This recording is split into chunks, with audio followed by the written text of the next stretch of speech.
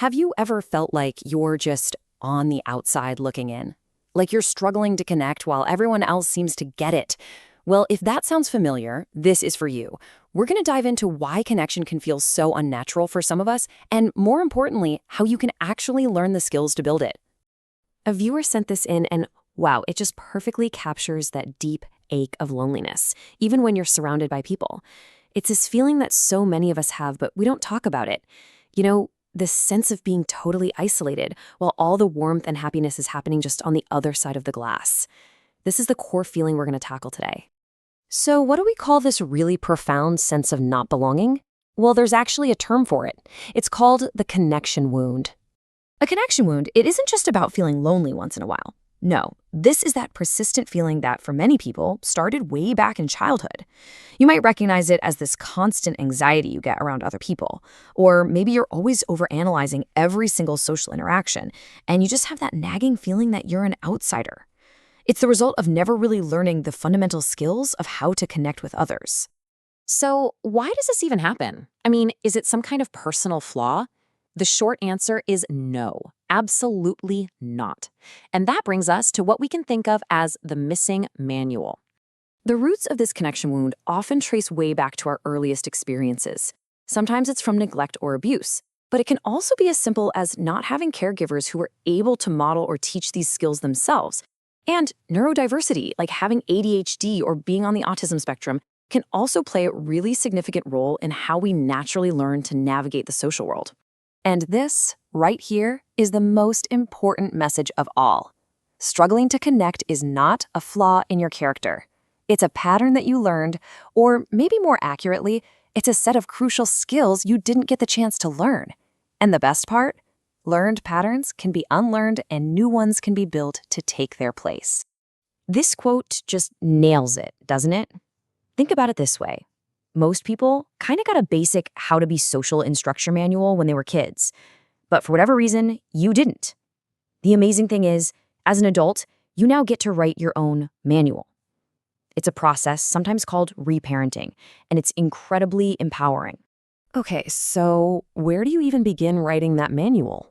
Well, it starts with breaking that old cycle of avoidance. Let's get into the very first practical steps you can take. The key here is to start small, really small, with interactions that have very low stakes. This is how you start to build your social muscle. And let's be real, this is going to feel uncomfortable, maybe even super stressful at first. That's totally normal. But doing things like smiling at someone in line, congratulating a coworker, or inviting someone for a walk, these are tiny, concrete actions that start to build new pathways in your brain. All right, so once you're getting a little more comfortable with those small steps, it's time to focus on the quality of your interactions. Let's look at the actual art of creating a genuine connection. You see, true connection happens when the other person feels seen and heard. It starts with being present, which means putting your phone away. Don't just wait for your turn to talk, actually listen to understand what they're saying. Get curious and ask follow-up questions. And try to attune to their energy. If they're worried, show some concern. If they're excited, share in that enthusiasm. These small acts of engagement make a gigantic difference. Now, what about disagreement? Because it's going to happen. This slide shows two very different paths. The one on the left, defending your view right away, that often just shuts down the connection. But the path on the right, that's about prioritizing the relationship by trying to understand their perspective first. It's not about giving up your own opinion, it's about showing respect for theirs. And here is a fantastic script you can use. Instead of jumping in with, "Well, I disagree," try asking a question like this. It keeps the conversation open, it shows you're genuinely curious, and it makes the other person feel valued, even when you don't see eye to eye. Okay, this next part is a huge piece of the puzzle, and it's one that a lot of people miss. We're talking about setting boundaries. And no, this isn't about pushing people away. It's actually about creating safety. Without boundaries, it is so easy to feel overwhelmed or like you're losing yourself in social situations. Healthy boundaries give you agency.